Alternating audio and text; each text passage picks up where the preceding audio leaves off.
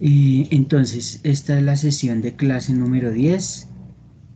En ella vamos a trabajar o a empezar el trabajo con un ejemplo de movimiento parabólico. Resulta que dicen que un balón se dispara con una velocidad inicial de 15 metros sobre segundos. O sea, apenas inicia su movimiento, tiene una velocidad inicial que está dada por este vector dibujado en rojo, de 15 metros sobre segundos. Ese vector, como está en diagonal, pues tiene componentes en lo horizontal, como el que se ve acá, llega hasta acá. Este sería el vector v sub 0 sub x, o sea, el vector inicial en x, y el otro vector que sería este acá, que sería el vector inicial en y. ¿Listo?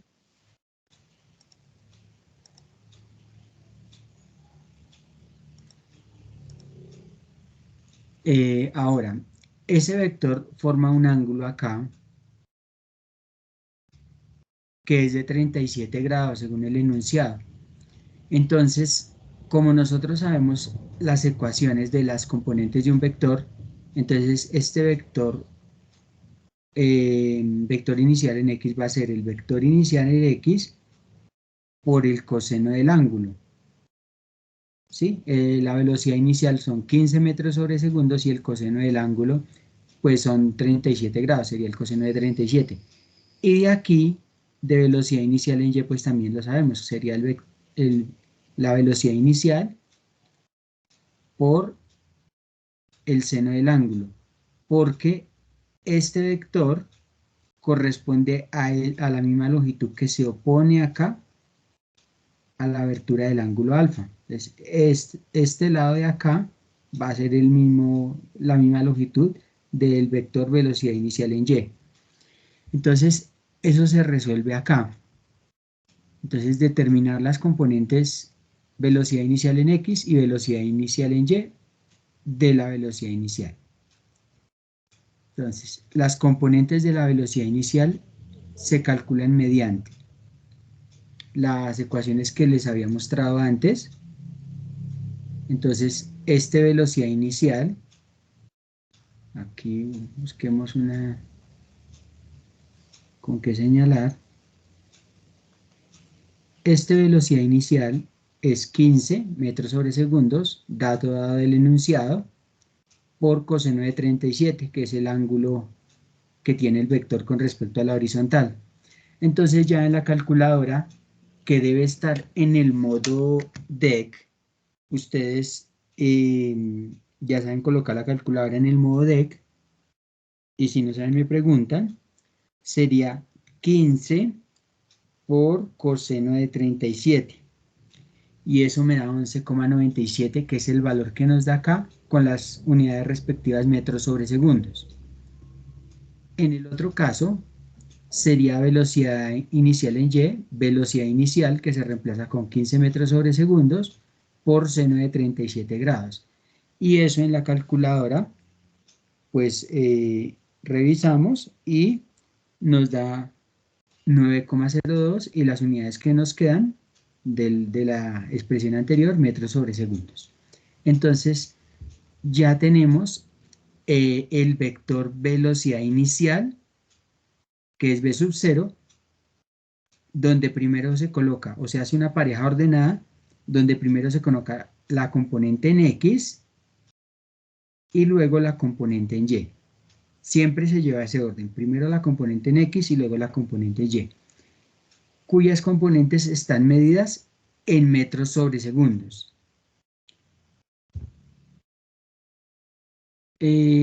Luego dice calcular los valores de las componentes de la velocidad a los 0,5 segundos y a los 1,2 segundos. Hay que tener en cuenta en estos cálculos anteriores que esta velocidad inicial en x se mantiene constante. Entonces escribámosle acá. O sea, en lo horizontal, este movimiento permanece constante. O sea, esa velocidad constante. Y entonces, en lo horizontal es un movimiento rectilíneo uniforme. En cambio, en lo vertical hay una aceleración de la gravedad. A medida que asciende el cuerpo, pues esa aceleración es negativa y esa velocidad va disminuyendo. Entonces, hay una aceleración que es la gravedad. Y cuando va bajando la gravedad es positiva. Cuando va descendiendo el cuerpo la gravedad es positiva. Entonces, como hay una aceleración, entonces este es un tipo de movimiento rectilíneo uniformemente variado. Entonces hay que tener en cuenta estas dos condiciones. En lo horizontal, esa velocidad se mantiene. En lo vertical, esa velocidad va disminuyendo a medida que el cuerpo va ascendiendo y después cuando llega a cero y empieza a bajar, entonces empieza a aumentar. Hacia abajo va aumentando y hacia arriba va disminuyendo la velocidad, porque es otro tipo de movimiento distinto. Entonces aquí cuando nos dice calcular los valores de las componentes de la velocidad a los 0,5 segundos y a los 1,2 segundos, acá nos dicen al cabo de los 0,5 segundos la velocidad en el eje X es constante y su valor sigue siendo el que hallamos antes, 12 metros sobre segundos. La velocidad en la dirección del eje Y es, y acá sí se usa otro tipo de ecuación. Esta ecuación corresponde al movimiento rectilíneo uniformemente variado, donde tenemos que la aceleración es la gravedad. Entonces, esa ecuación es velocidad en Y, es velocidad inicial en Y, más la gravedad por el tiempo. Entonces, la velocidad inicial en Y, en la diapositiva anterior, nos dio 9 metros sobre segundos. Si quieren nos devolvemos acá para mirar eso. Pues nos dio 9,02. Prácticamente 9. Entonces acá en la diapositiva siguiente, pues están usando solamente el 9. Más, como el cuerpo va subiendo, en esa primera parte, la gravedad es negativa y el tiempo que nos dieron acá, 0,5. Entonces, acá haciendo los cálculos, eso me da 4,1 metros sobre segundos. Entonces, en la calculadora sería 9, acá sería más por menos menos, entonces dejamos de una vez menos, 9,8 por 0,5 y eso me da el 4,1 acá del resultado que aparece acá. Esa sería la velocidad en Y cuando han pasado 0,5 segundos. Y de eso también puedo formar una pareja ordenada donde la primera componente es la velocidad en X y la segunda componente es la velocidad en Y, como siempre se hace, con las componentes en metros sobre segundos. Al cabo de 1,2 segundos la velocidad en el eje X sigue siendo los 12 metros sobre segundos porque es una velocidad constante, o sea que se mantiene, y la velocidad del eje Y se calcula mediante la misma ecuación que usamos antes, con la diferencia de que ahora el tiempo es 1,2 segundos. Y en la calculadora pues haríamos 9 menos 9,8 por 1,2 y eso me da menos 2,76 y ya con esos dos valores podemos hallar o podemos escribir el vector velocidad a los 1,2 segundos como una pareja ordenada.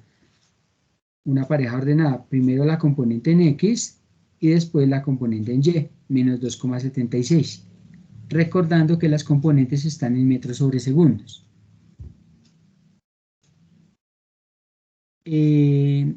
Luego acá dice calcular los valores de las componentes de la posición.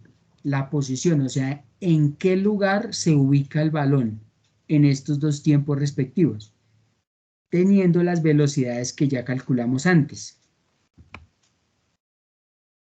Entonces la posición al cabo de los 0,5 segundos se determina mediante. Entonces, esta ecuación es una ecuación del movimiento rectilíneo uniforme. Entonces, que es desplazamiento, que es X. X es desplazamiento por si lo quieren anotar ahí. Desplazamiento. Desplazamiento es velocidad por tiempo, entonces la velocidad pues en X siempre se mantiene constante, que es 12 metros sobre segundos, por el tiempo que en este caso que es 0,5 segundos. Acá al multiplicar, como está en el numerador y en el denominador, se simplifica a segundos, y 12 por 0,5 me da 6 metros. Eso sería lo que ha avanzado en X a los 0,5 segundos, el balón. Y en el eje Y, pues se utiliza una ecuación, ya saben, del movimiento rectilíneo uniformemente variado, y entonces que nos dice que Y es la velocidad inicial en Y por el tiempo, más un medio de la gravedad por el tiempo al cuadrado. La velocidad inicial en Y, pues ya la aproximamos a 9, como ya dijimos antes, aunque nos dio 9,02, si quisiéramos ser más precisos. El tiempo es 0,5 más un medio, la gravedad negativa, porque se supone que el cuerpo ahí está ascendiendo, entonces la gravedad ahí es negativa, y nuevamente el tiempo pero al cuadrado, debido a que la ST aparece al cuadrado. Entonces, haciendo todos los cálculos, me da 3,27. ¿Listo? Entonces acá, ¿cómo hago los cálculos? Se va segundo con segundo. 9 por 0,5 me da 4,5 metros. Aquí sería más por menos menos. 1 por 9,8 dividido 2 me da 4,9 metro sobre segundo cuadrado por el 0,5 al cuadrado. 0,5 al cuadrado me da 0,25 segundos al cuadrado, porque ese segundo también se eleva al cuadrado y se simplifica segundo con segundo. Entonces ya aquí me queda fácil llegar a la respuesta. Sería 4,5 menos 4,9 por 0,25.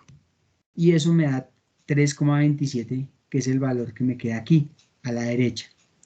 ¿Listo? Este ejercicio está resuelto en la guía, pero pues lo estoy explicando porque creo que le falta explicación. Ahora, ponemos la conclusión acá. Es decir, que a los 0,5 segundos, ese balón ocupa la posición 6 en X, que fue lo que me dio aquí, y 3,27 en Y, con las componentes medidas en metros.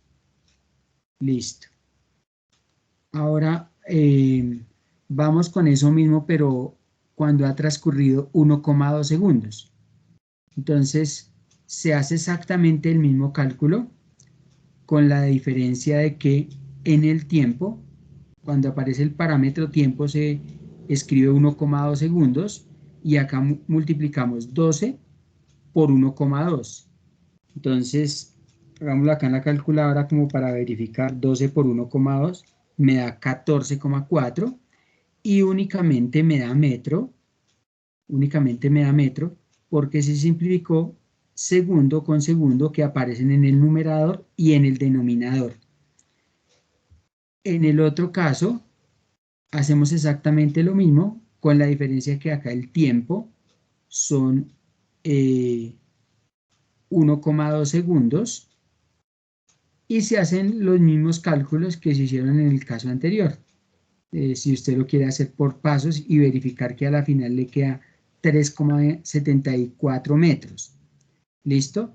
Y arma su vector posición con la primera componente de lo que le dio en X y la segunda componente de lo que le dio en Y.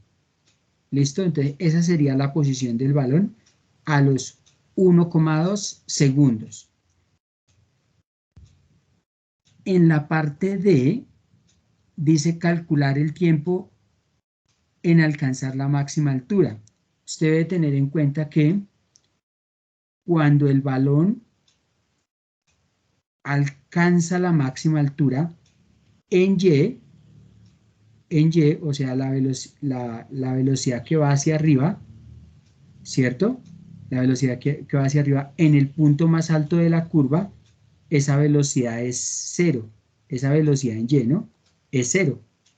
Porque ahí el cuerpo, en lo que va en ascenso, se detiene para empezar a bajar, a caer. Entonces, eso hay que tener en cuenta, cuando esa velocidad es cero, para calcular precisamente el tiempo en que alcanza esa máxima altura.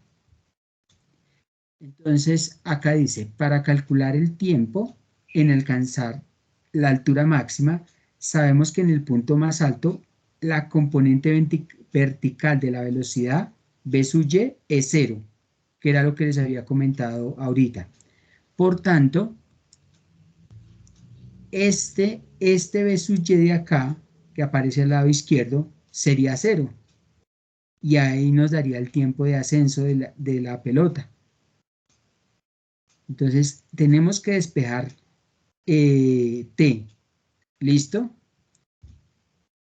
Para eso, se pasó esta velocidad inicial en Y de sumar a restar. Listo. Y luego se debe pasar esa G de multiplicar a dividir al otro lado de la igualdad. Entonces, queda aquí debajo, esa G queda ahí debajo, porque pasa a dividir, ahí, acá debajo. Y ya no nos queda sino reemplazar. Esa velocidad final es cero, es lo que se reemplaza acá, cero. La velocidad inicial en Y es 9, se reemplaza, y la gravedad, como va en ascenso la pelota, la gravedad es negativa. Entonces acá 0 menos 9, pues es el mismo menos 9, y queda menos sobre menos. Menos sobre menos es más. Aquí se va metro con metro, y un segundo de acá con uno de los de acá. Entonces me queda acá segundo. Y acá ese 0,92 sale de dividir 9 dividido 9,8 y me da 0,918. Entonces ese 1 se aproxima a 2 teniendo en cuenta que la cifra siguiente es 8. Entonces me queda 0,92 segundos. Este sería el tiempo de ascenso de la pelota. Tiempo de ascenso o tiempo de subida de la pelota en este caso.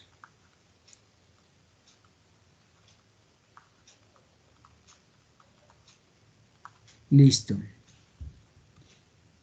Y acá pues nos dicen que el tiempo en alcanzar la altura máxima es 0,92 segundos. Luego dice determinar la altura máxima. Pues con el dato que acabamos de obtener, que es que la pelota sube o alcanza la altura máxima en 0,92 segundos. Ese sería el tiempo de ascenso, ¿no? Ese tiempo o tiempo de subida es 0,92 segundos. Ese valor debemos tenerlo en cuenta para hallar la altura máxima que alcanza la pelota. Entonces sabemos que alcanzó la altura máxima en 0,92 segundos. Por tanto, la altura máxima se tiene. Para la altura máxima se tiene. Entonces, obviamente esta es una ecuación del movimiento rectilíneo uniformemente variado. Entonces, ¿qué dice? Que Y es igual a la velocidad inicial en Y por el tiempo, más un medio de la gravedad por el tiempo al cuadrado. Entonces, acá nada más es reemplazar velocidad inicial en Y es 9 metros sobre segundos, el tiempo de subida, que es este, 0,92 segundos, un medio de la gravedad es negativa porque la pelota va subiendo, y el tiempo pues se repite ese parámetro con el mismo valor, con la diferencia de que acá queda al cuadrado. Y pues se llevan a cabo estos resultados. Acá por lo menos sería 9 por 0,92. Entonces 9 por 0,92 me da 8,28. Y únicamente me quedan metros porque se simplificó segundo con segundo. Acá sería más por menos, menos 1 por 9,8, 9,8 dividido 2 me da 4,9 metro sobre segundo cuadrado por, entonces el 0,92 al cuadrado. 0,92 al cuadrado. Eso me da 0,8464. 0,8464 y los segundos también me quedan al cuadrado. De tal manera que aquí voy a poder simplificar segundo cuadrado con segundo cuadrado. Entonces, pues ya acá obtengo un solo resultado, haciendo 8,28 menos 4,9 por 0,8464. Y eso me da el 4,13 que acá me da. Y las unidades que me quedan, que son metros en los dos, digamos que en los dos sumandos que tengo acá. Entonces la unidad que me queda es el metro. Y esa sería la altura máxima que alcanza el cuerpo. ¿Listo? Esa es la conclusión que colocan acá.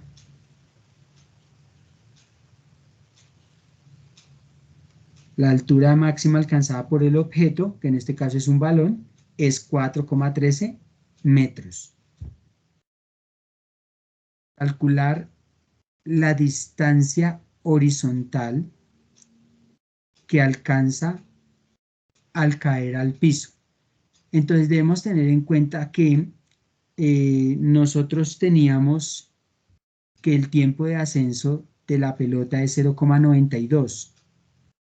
Entonces, lo mismo que se demora la pelota en subir, o sea, eso mismo que alcanza en subir, es el mismo tiempo que alcanza a caer.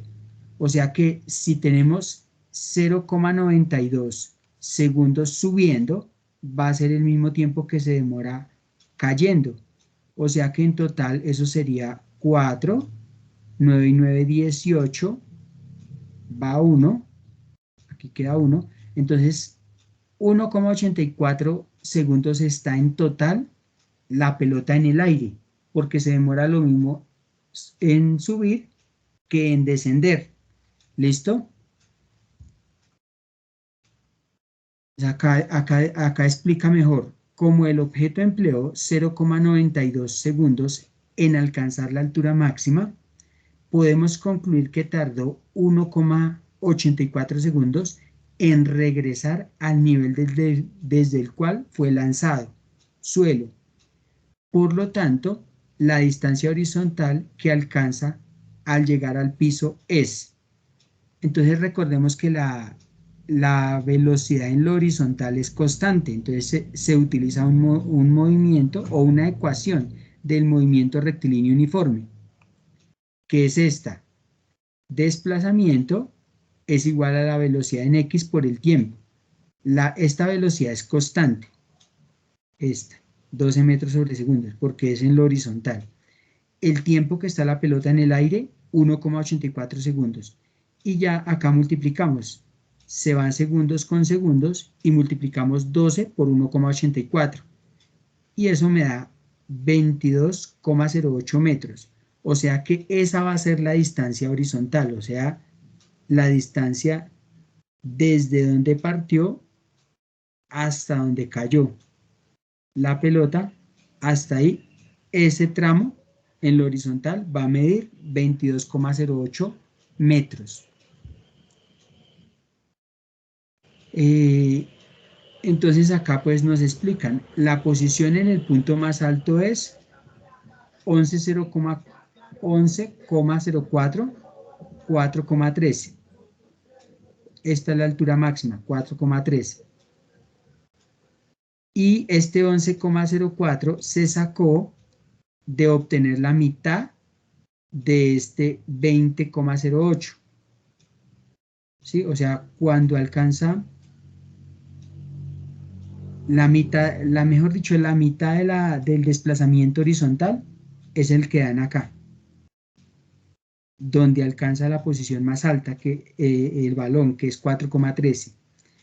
Y en el punto en el cual cayó es 22,08, que es el valor que acabamos de calcular, y la altura pues es 0, obviamente porque ya está en el suelo. En ambos casos las componentes se miden en metros. Y acá pues es dibujar la trayectoria, teniendo en cuenta todos esos valores que ya calculamos.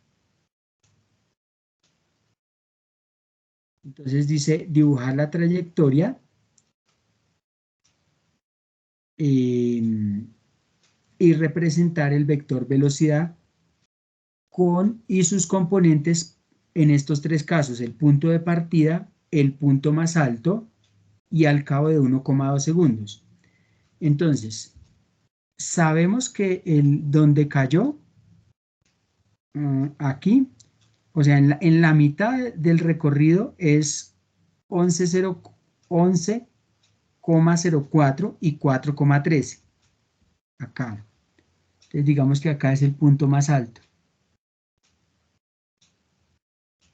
Por acá, o sea que acá, aquí va a quedar el 11,04 y más alto es 4,13. O sea, aquí, acá vamos a ubicar el 4,13. Acá.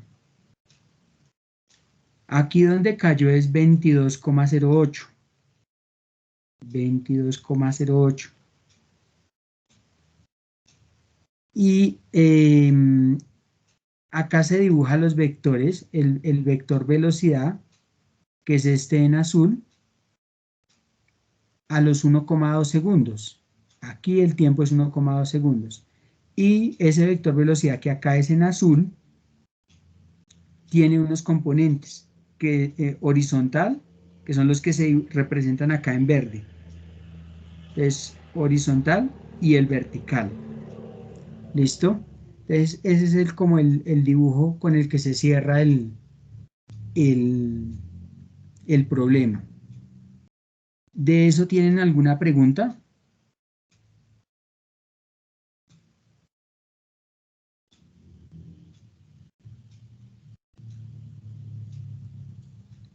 Que yo me imagino que repasaron el ejemplo porque lo tenían en la guía.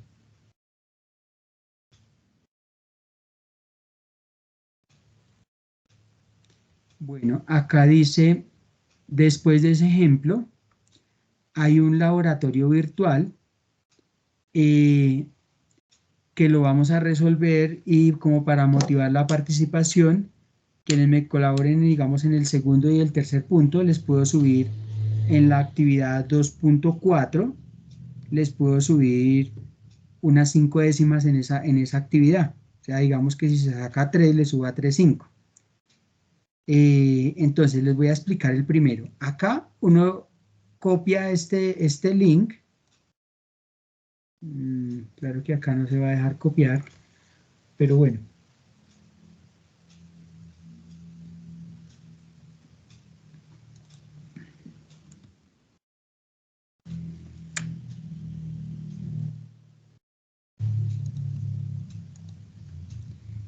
Entonces, aquí en los comentarios de la clase, les voy a copiar el link para que ustedes lo coloquen allá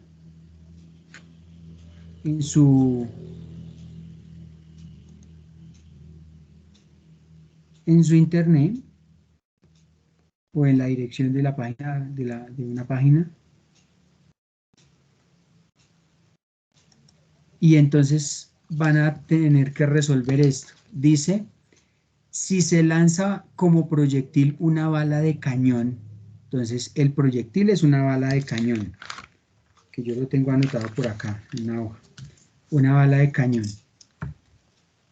con una velocidad inicial de 16 metros sobre segundos y una altura 0 metros del cañón y un ángulo de lanzamiento de 35 grados. ¿Cuál es la distancia horizontal que alcanza el proyectil? Entonces yo abro acá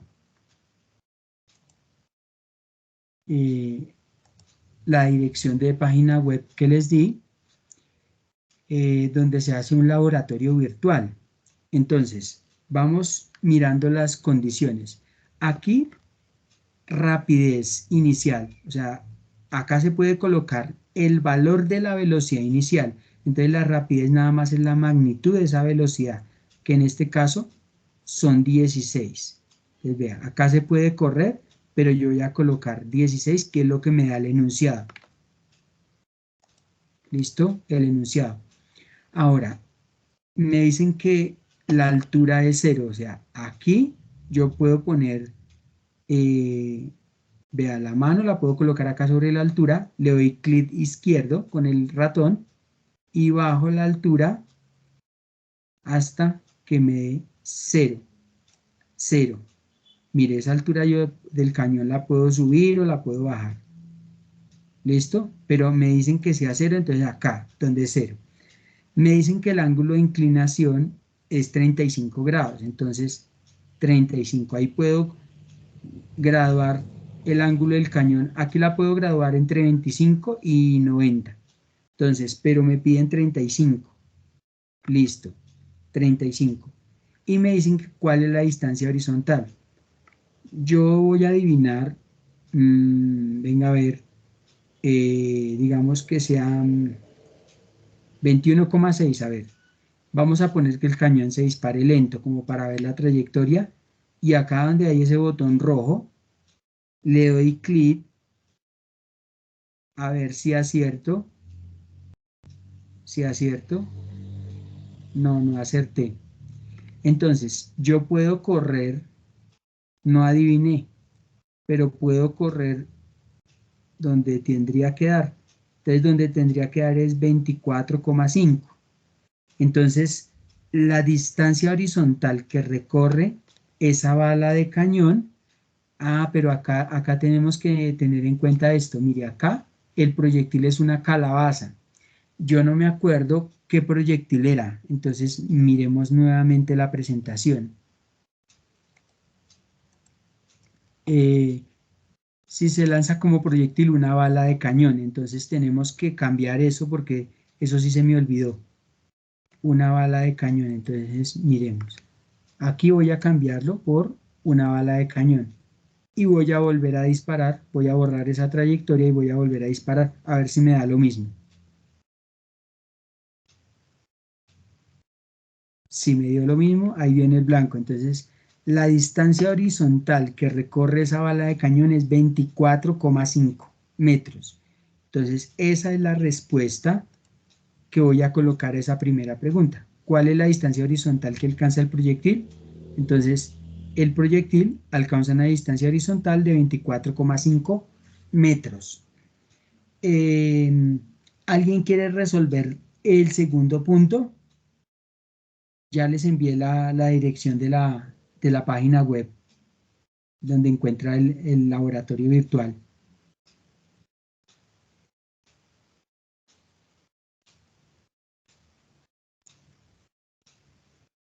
Entonces, ¿alguien quiere resolver el segundo punto para pues darle la oportunidad?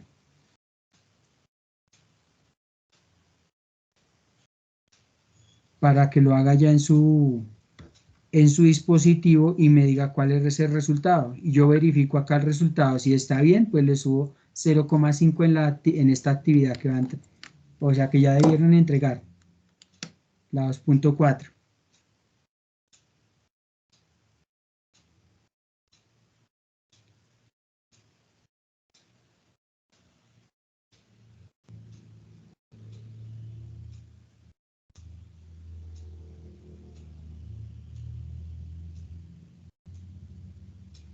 O no entendieron cómo manejar la página web.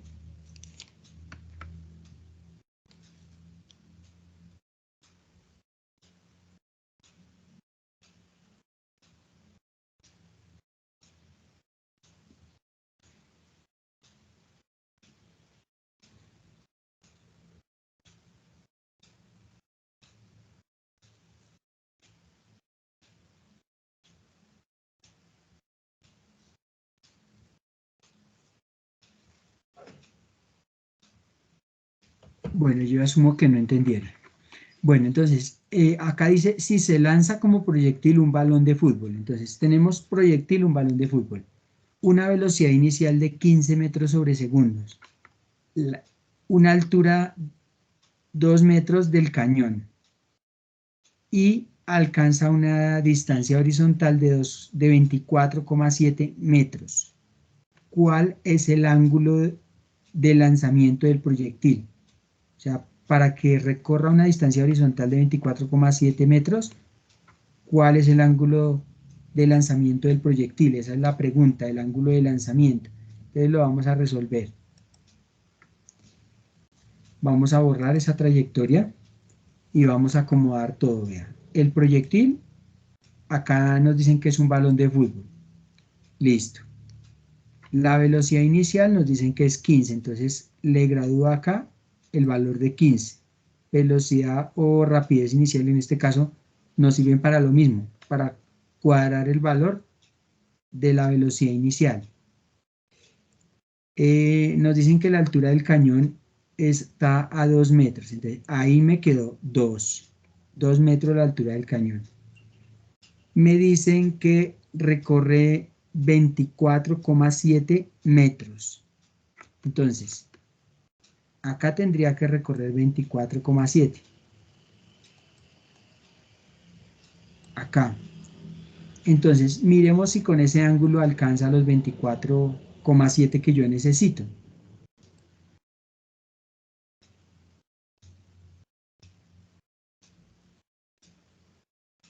No da en todo el centro del blanco.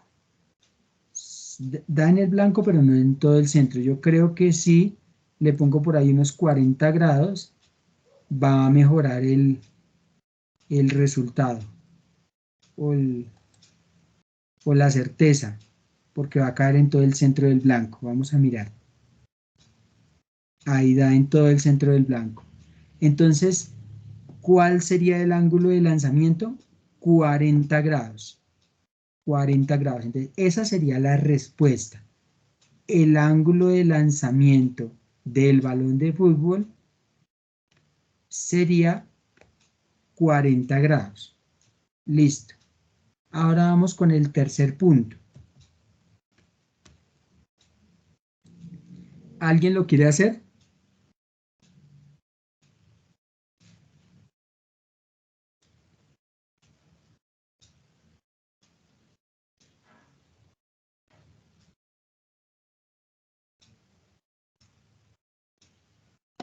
Entonces tenemos los datos.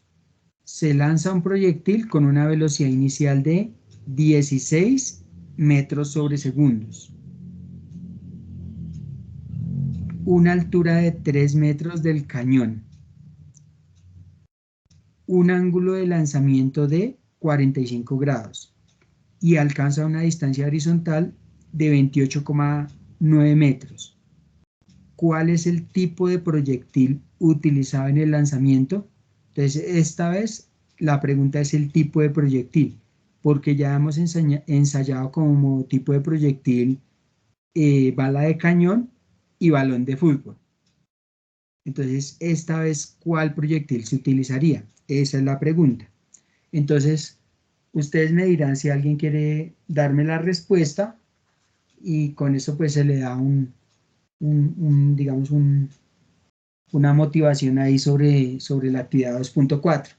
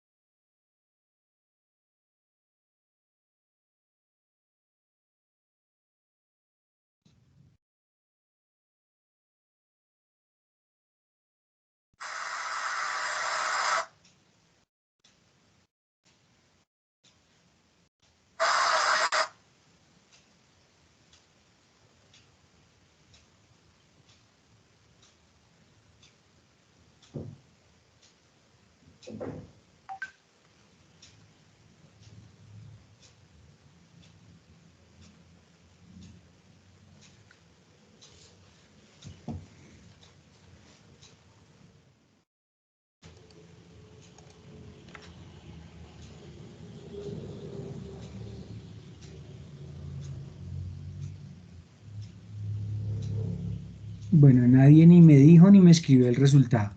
Entonces vamos a ver si es que está muy difícil.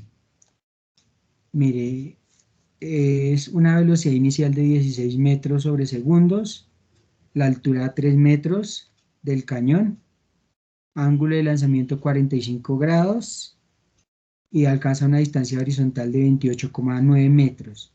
Tipo de proyectil utilizado en el lanzamiento, esa es la pregunta. Entonces borremos, coloquemos los datos que nos están dando. Velocidad inicial 16, la altura del cañón 3, el ángulo de inclinación 45 y debe recorrer una distancia horizontal de 28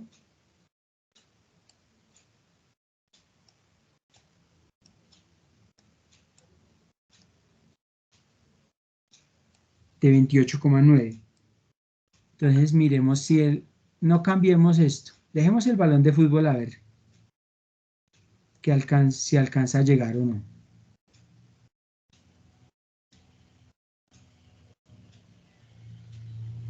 Sí, entonces el mismo balón de fútbol me sirve como proyectil para recorrer esa distancia en lo horizontal, con esa velocidad inicial, con esa altura del cañón y con ese ángulo.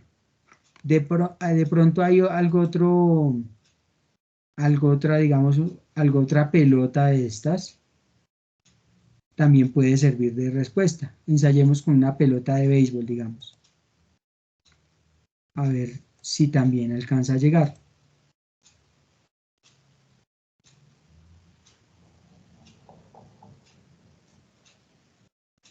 También. O sea que hay varias respuestas a esa pregunta, porque con la pelota de béisbol o la pelota de fútbol alcanza a dar en el blanco. O sea, esas dos podían ser respuesta. ¿Listo? Y habría que ensayar con las otras a ver si más proyectiles alcanzan a dar en el blanco bajo esas condiciones. Entonces, esa era la forma de resolverlo y des en cuenta que no estaba tan difícil. Bueno, acá hay un ejemplo 2 que dice que tratando de bajar de un estante de 1,8 metros de alto, una caja de cereal que contiene un premio, Enrique la empuja horizontalmente, haciendo que caiga a 0,92 metros del estante. ¿Con qué velocidad empujó la caja Carlos? ¿Cuánto tiempo tardó la caja de cereal en caer al suelo? Entonces, supongamos que la caja está aquí arriba. Está aquí arriba, encima del estante. Pero entonces, tratando de bajar la caja, tal vez por sacar el premio de la caja de cereales, entonces Enrique pues intenta bajarla. Y este estante tiene una altura Y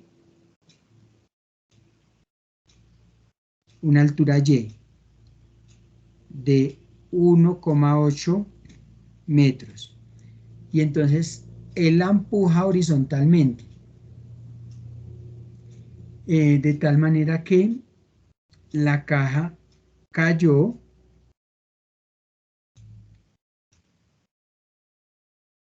a 0,92 metros delante. O sea, por acá cayó la caja. Esa sería la distancia horizontal que recorrió la caja. ¿Listo? Entonces dice con qué velocidad empujó la caja Carlos. Y dice cuánto tiempo tardó la caja de cereal en caer al suelo, o sea, el tiempo de caída. Para responder la parte A, tengo que saber el tiempo de caída, porque en lo horizontal es un movimiento uniforme. Entonces, aquí se utilizaría una ecuación del movimiento rectilíneo uniforme. Pero entonces para allá la velocidad necesito el tiempo y el desplazamiento en lo horizontal, que lo tengo, pero no tengo el tiempo. Entonces hay que hacer primero la parte B. La parte B. Entonces, en la parte B es un movimiento rectilíneo uniformemente variado, porque acá es un movimiento en lo vertical. Entonces, en lo vertical se da este tipo de movimiento.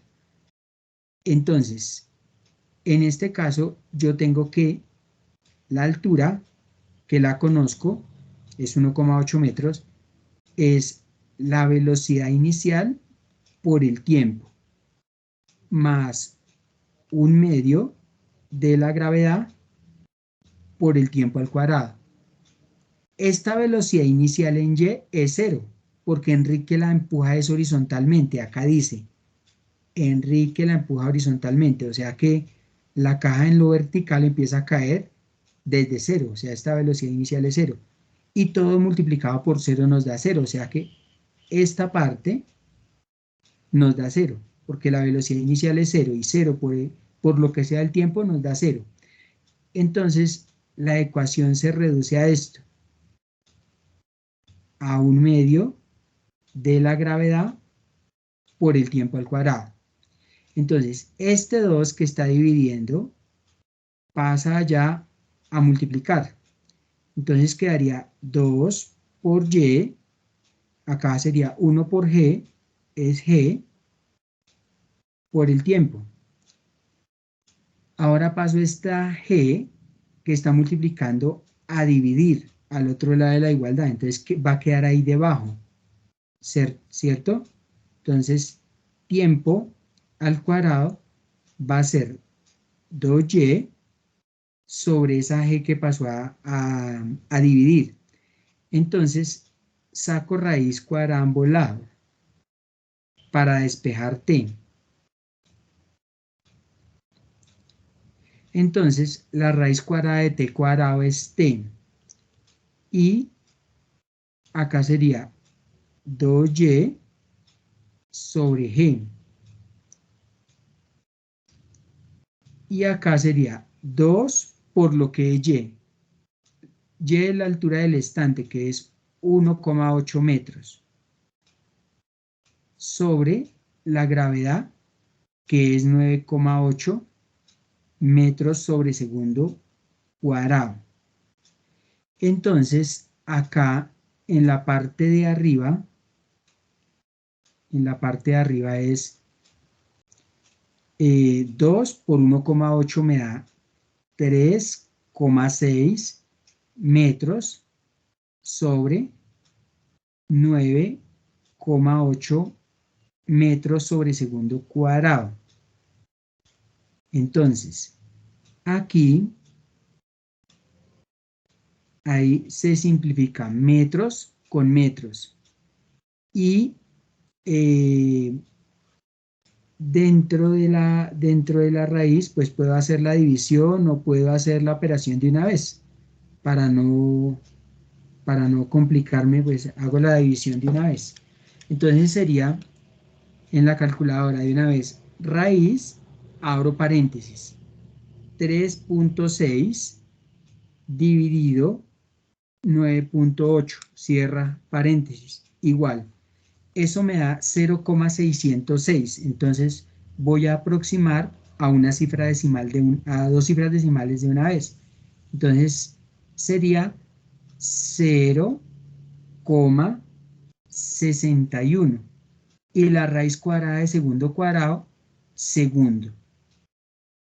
Entonces, el tiempo de caída de la caja de cereal es 0,61 segundos.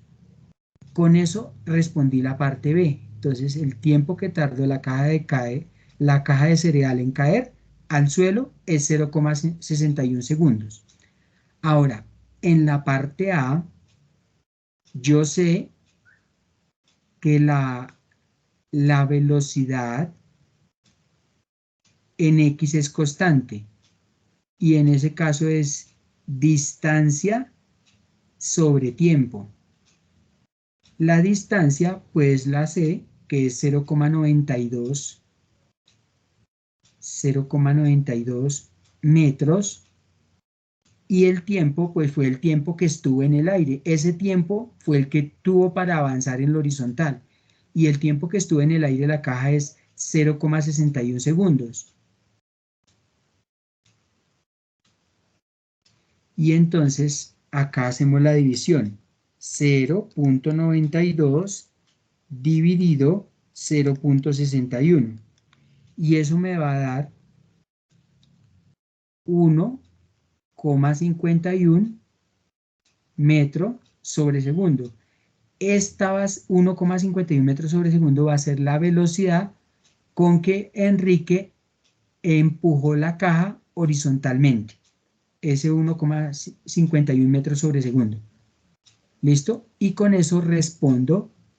¿Y con eso respondo qué? La parte A.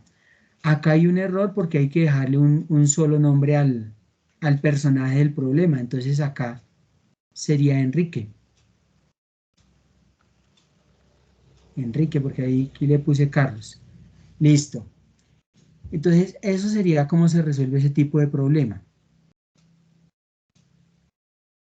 Ahora acá hay un ejercicio que lo vamos a realizar con un carro de juguete. Entonces, el carro de juguete dice Utiliza un carro de juguete y sobre una superficie horizontal lleva a cabo algunas acciones cuando sea necesario. Luego, realiza un análisis de cada situación y responde las siguientes preguntas. Entonces la pregunta dice, cuando el carro está quieto, ¿hay alguna fuerza que actúe sobre él? ¿Es posible que el carro se mueva espontáneamente? Justifique. Entonces, usted coloca un carro de juguete sobre una superficie horizontal. Y la primera pregunta es, cuando el carro está quieto, ¿hay alguna fuerza que actúe sobre él? Entonces, ¿qué responderían ustedes?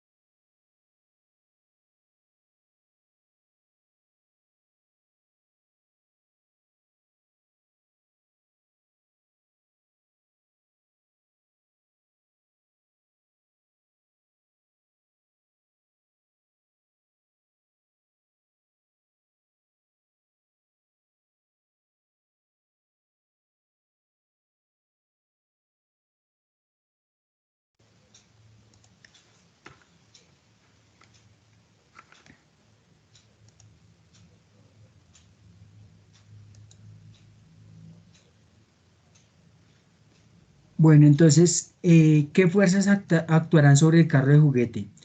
La fuerza, ¿qué fuerza actúa sobre todos los cuerpos? Ustedes como experiencia personal, ¿qué fuerza actúa sobre todos los cuerpos? La gravedad. ¿Me repite, por favor? La gravedad. Sí, señor, la gravedad. Entonces, esa fuerza de gravedad actúa sobre todos los cuerpos. En este caso, como está actuando sobre la masa del carro de juguete, pues esa fuerza se denomina peso o fuerza de gravedad. Y entonces, esa fuerza la vamos a representar acá. Entonces, la vamos a poner F sub G, fuerza de gravedad, que nos correspondería con el peso, porque esa fuerza actúa sobre toda la masa que compone en este caso el carro de juguete. ¿Qué otra fuerza, qué otra fuerza actuará sobre ese carro de juguete? ¿Será que la superficie hace alguna fuerza para sostener el carro de juguete sobre ella? ¿O será que la superficie no tiene nada que ver o no hace ninguna fuerza? por ejemplo, si la superficie no hace ninguna fuerza, todos han tenido la experiencia de ir a una piscina. Entonces, ¿qué pasa cuando usted se para sobre la superficie del agua?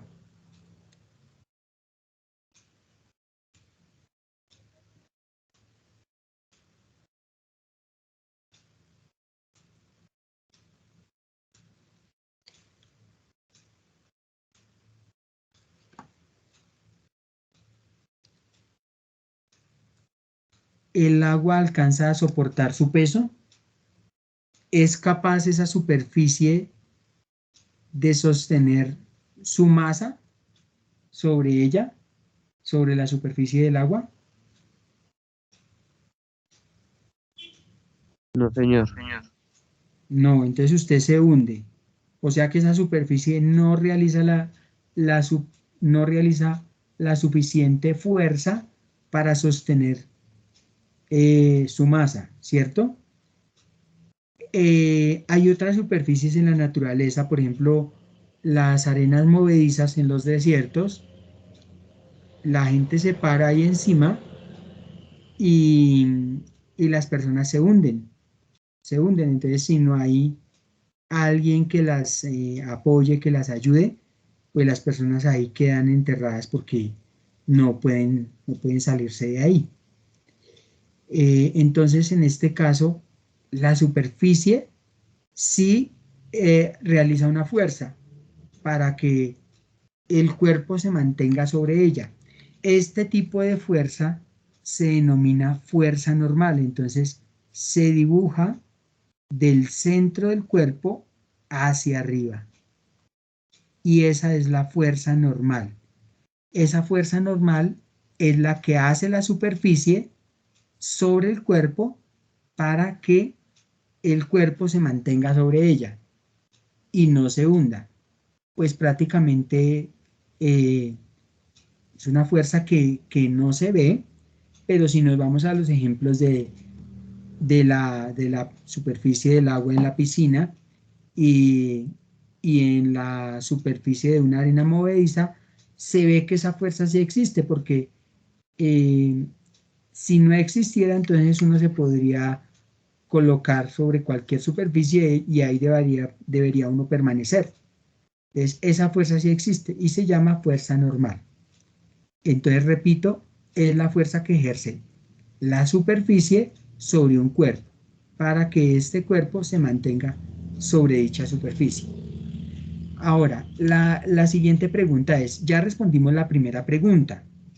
Ahora, la siguiente pregunta ¿es posible que el carrito se mueva espontáneamente?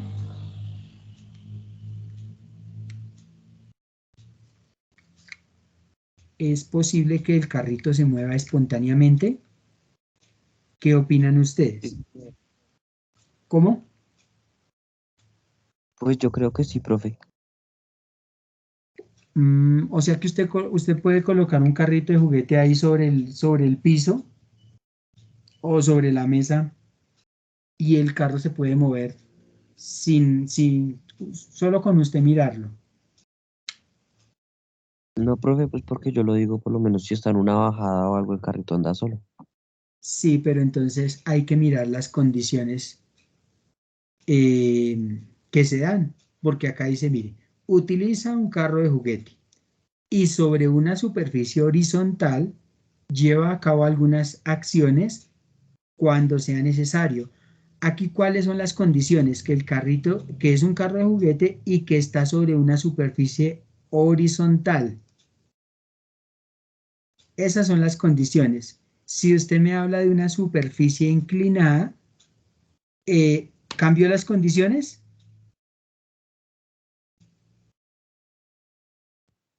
Sí, señor, es que me había perdido en ese punto.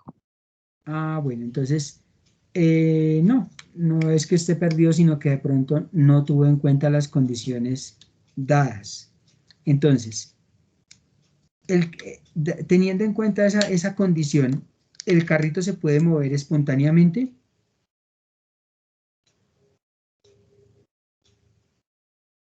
No, señor. No, entonces si la superficie es perfectamente horizontal, el carrito no se puede mover espontáneamente. Entonces, aquí cuando preguntan, ¿es posible que el carrito se mueva espontáneamente? No. Entonces la razón es porque de acuerdo a las condiciones dadas en el enunciado, se dice que el carro está sobre una superficie horizontal, de tal manera que eh, el carrito no va a tener tendencia a moverse debido a la superficie en el que está apoyado.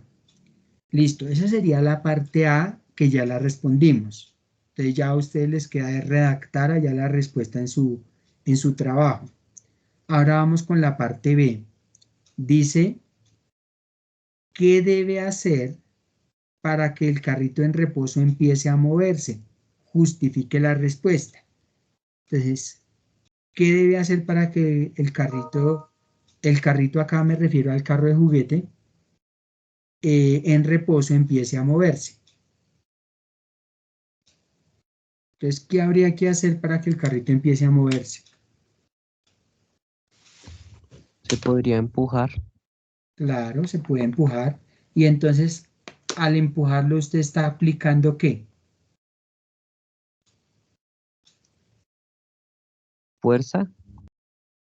Una fuerza, ¿sí? Entonces ya una fuerza ya es una magnitud física, ¿cierto? Entonces, eh, aquí pues la respuesta sería, la pregunta es, ¿qué debe hacer para que el carrito en reposo empiece a moverse? Entonces, debe empujarse, es decir, aplicar una fuerza, eh, ya sea para que el carrito se ruede hacia adelante o hacia atrás.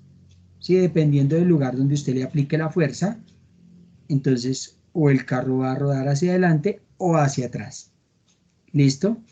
Y la pregunta C es, si empujas el carro por un instante, ¿por qué luego de soltar el vehículo se sigue desplazando cierto trayecto? Mida la distancia, mida dicha distancia. Usando el cronómetro del celular, mida el tiempo durante el cual se mueve el móvil. Entonces la primera pregunta es, si empujas el carro de juguete por un instante, ¿por qué luego de soltar el vehículo se sigue desplazando en cierto trayecto? Entonces, ¿por qué sucederá eso?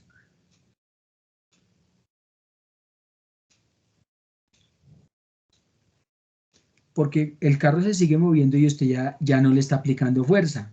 Usted lo empuja por un momentico y ya lo suelta, o sea, ya no está aplicando fuerza. Si no le está aplicando fuerza, ¿por qué el carro se sigue moviendo?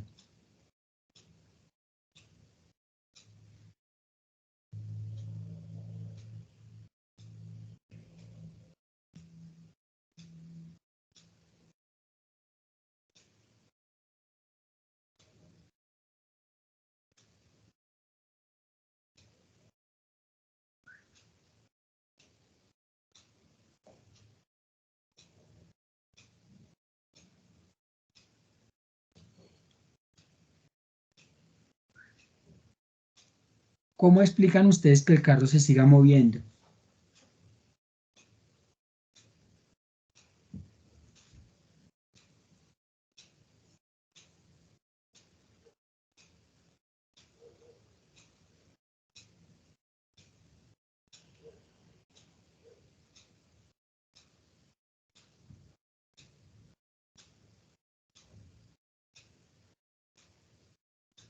¿Actuarán ahí los espíritus chocarreros o qué pasará?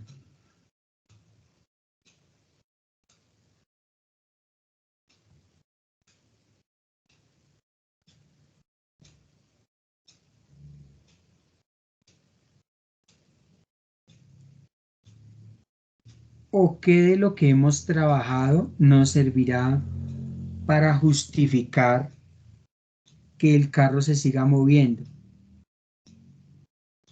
¿Qué de los temas que aparecen en la guía?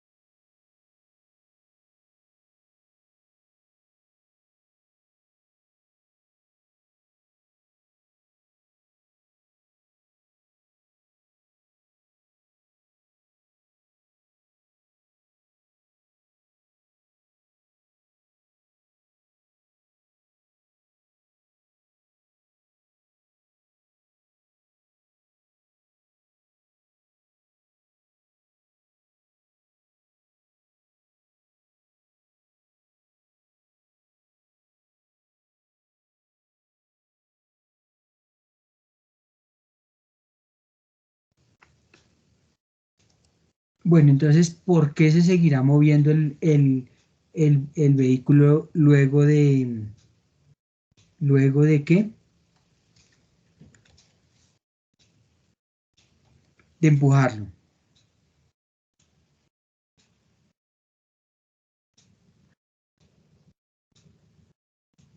Por ahí nosotros vimos y aparece en la guía el principio de inercia. Entonces, el principio de inercia, qué nos indica? Que todo cuerpo eh, tiende a mantener su estado de movimiento. En este caso, cuando yo empujo el vehículo adquiere movimiento. Entonces, y adquiere cierta velocidad. Entonces, por el principio de inercia, el vehículo tiende a mantener ese estado de movimiento.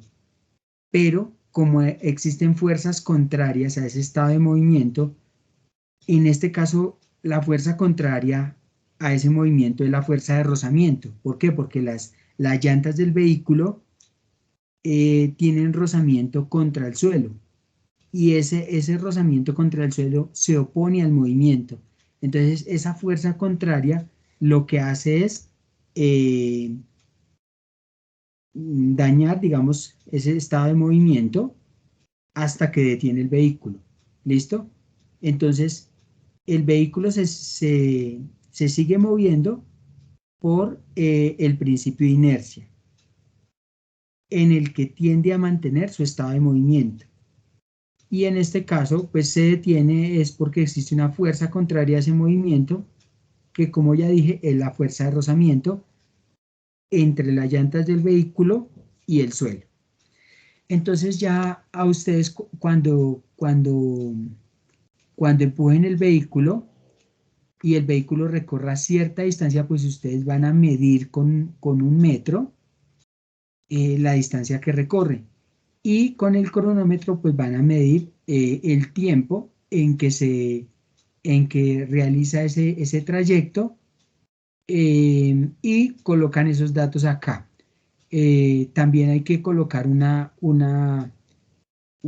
foto del momento en que hacen ese trabajo. ¿Listo? Como una evidencia del trabajo realizado. ¿Listo? Hay que documentar eso con fotos o videos. ¿Listo? Acá dice, si aplicas mayor fuerza que en el caso anterior, mida la nueva distancia que recorre el carrito. ¿Qué parámetros físicos han cambiado en este caso? Usando el cronómetro del celular, mide el tiempo durante el cual se mueve el móvil. Entonces, si aplico mayor fuerza que en el caso anterior, ¿qué parámetros habrán cambiado?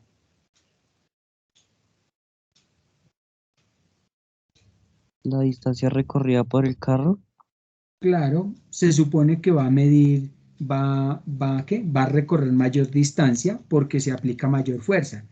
Entonces, ¿qué otro parámetro habrá cambiado?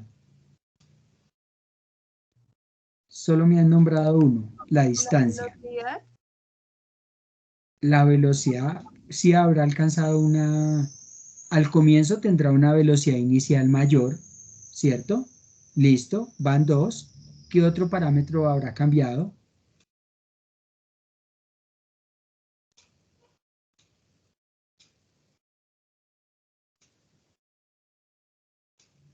Si usted mide el el tiempo, tiempo, ¿será que le va a dar el mismo? ¿O más poquito? ¿O más?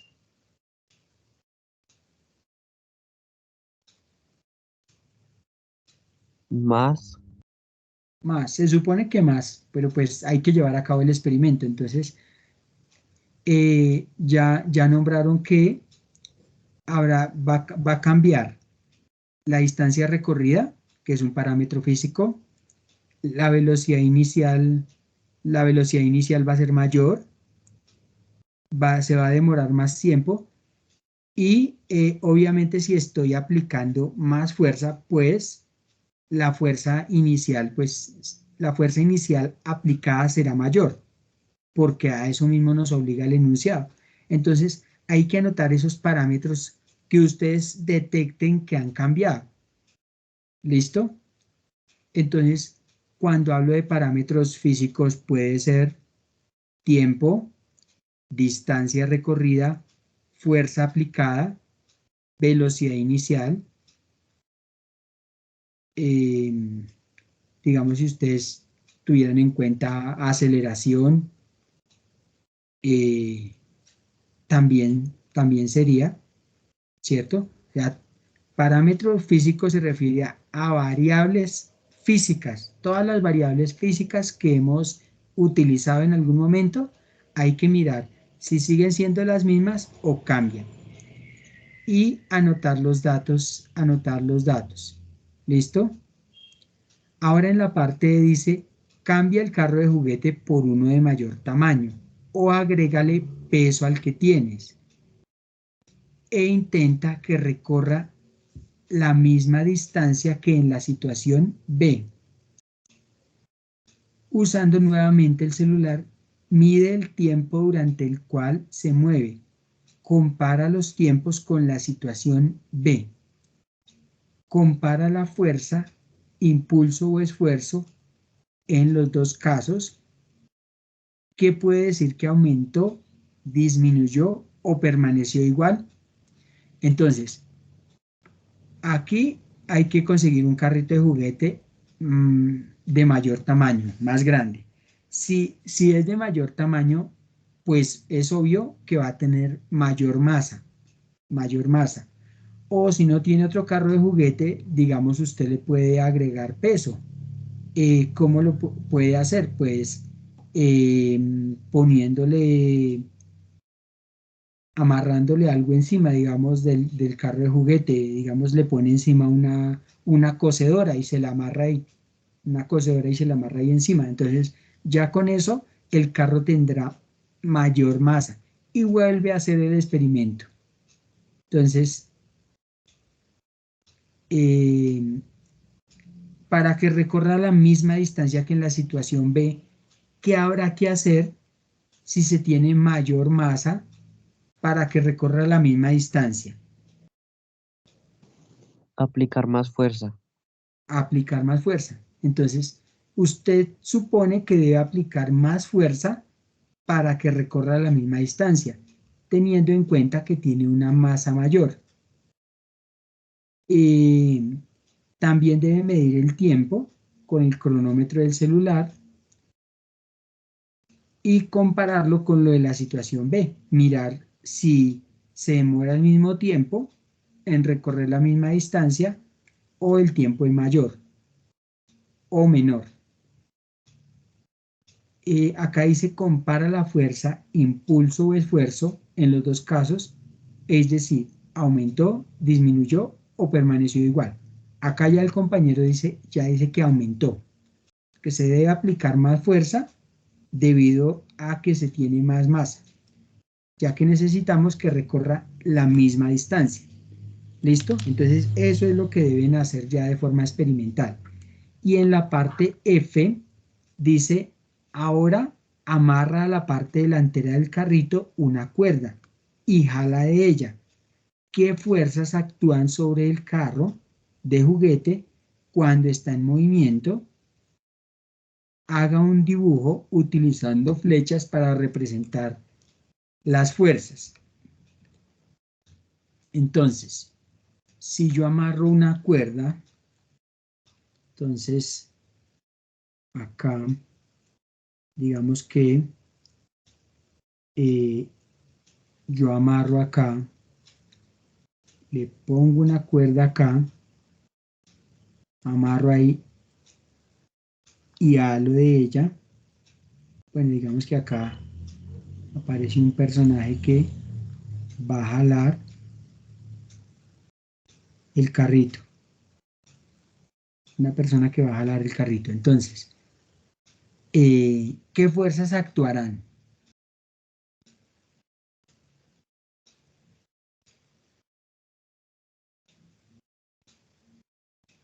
Cuando el carro está en movimiento. ¿Qué fuerzas actuarán? De las fuerzas que ya habíamos visto antes al comienzo de la actividad de este ejercicio, ¿qué fuerza seguirá actuando? Entonces, mire, devolvámonos. Estas dos fuerzas, fuerza normal y fuerza de gravedad, ¿seguirán actuando cuando yo estoy alando el carrito? ¿Qué opinan ustedes? Sí, señor. La fuerza de gravedad sigue actuando porque la fuerza de gravedad actúa sobre todos los cuerpos, ¿cierto? Incluso si están en movimiento. Entonces, esa fuerza de gravedad o peso seguirá actuando. La fuerza normal, el compañero dice que sigue actuando. Y sigue actuando, ¿por qué? Porque el carro sigue apoyado sobre la superficie. El carro no se ha levantado de la superficie, sigue apoyado sobre la superficie de tal manera que sigue actuando la fuerza normal. Ahora, lo están jalando con una cuerda. Lo están, sí, jalando con una cuerda. Entonces, esa cuerda ejerce fuerza sobre el carro.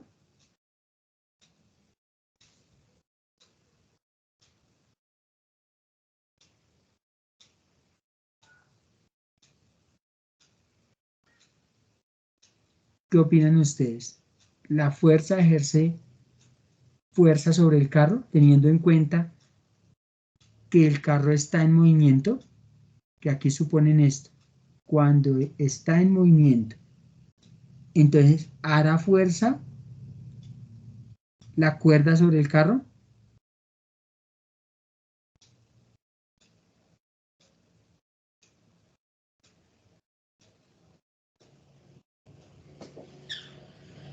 ¿Qué opinan ustedes?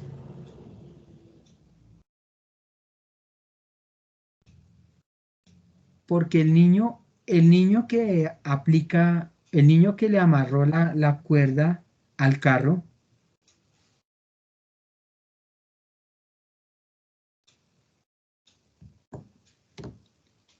él aplica es la fuerza sobre la cuerda, ¿cierto?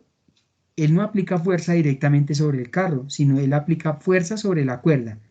Y la cuerda, a su vez, hace fuerza sobre el carro para que éste se mueva. ¿Sí o no?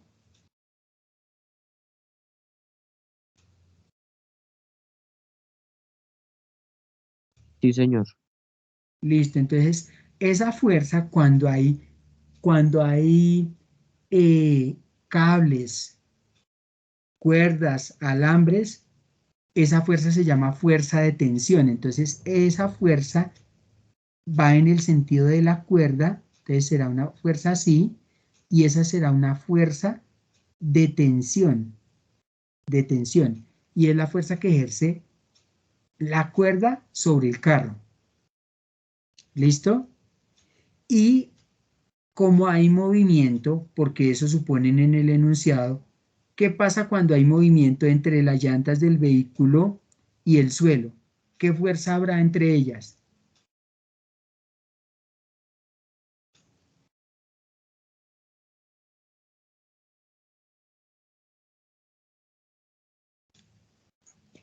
Que ya habíamos hablado de eso, de una fuerza que se presenta entre las llantas del vehículo y el suelo, cuando está en movimiento.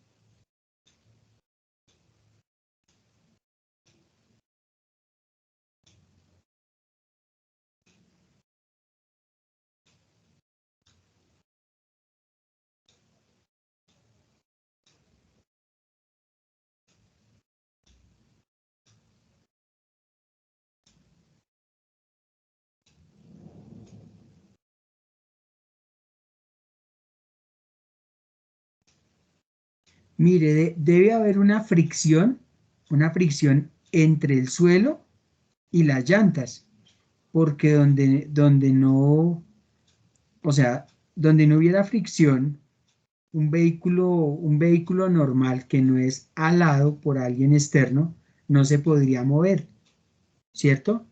Entonces, esa fuerza es contraria al movimiento, pero es necesaria, sobre todo para los vehículos reales, ¿cierto? E incluso para la persona que ala el vehículo. Debe haber rozamiento entre el suelo y sus pies, ¿cierto? Para que la persona poderse apoyar en el suelo y poder alar, ¿cierto? Entonces, ¿cómo dijimos que se llamaba ese tipo de fuerza?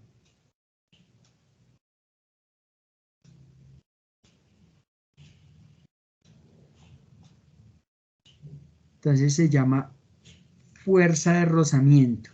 Entonces, esa fuerza va en sentido contrario al movimiento, porque precisamente se opone al movimiento, porque se supone que el vehículo aquí va hacia adelante, ¿cierto? Entonces, en este caso, es contraria a la fuerza de tensión, que es la que hace que el cuerpo se mueva. Y como dije, la fuerza de rozamiento es necesaria en este caso, sobre todo para la persona que ala el vehículo, porque esa persona está apoyándose sobre el suelo. Y donde no hubiera rozamiento, la persona se patinaría ahí en el suelo y no podría apoyarse para hacer una fuerza. Entonces, esa fuerza es necesaria. ¿Listo? Entonces, cuando nos dicen qué fuerzas actúan sobre el carro de juguete cuando está en movimiento, pues son esas: la fuerza de tensión, la fuerza normal, la fuerza de gravedad, la fuerza de rozamiento. Y pues ahí están dibujadas esas fuerzas representadas mediante una flecha. ¿Listo? Entonces, ahí en la guía hay unos materiales. Entonces, que hay que adquirir, ya sea para la otra semana que, que tienen, que tienen clase presencial, para que lleven esos materiales. Ahí aparecen en la guía, porque me tengo que ir ya porque ya me crucé de tiempo. Entonces, recuerden que la actividad 2.4, ya debieron entregarla porque la fecha de entrega fue el 9 de julio. Entonces, por favor, ponerse al día lo más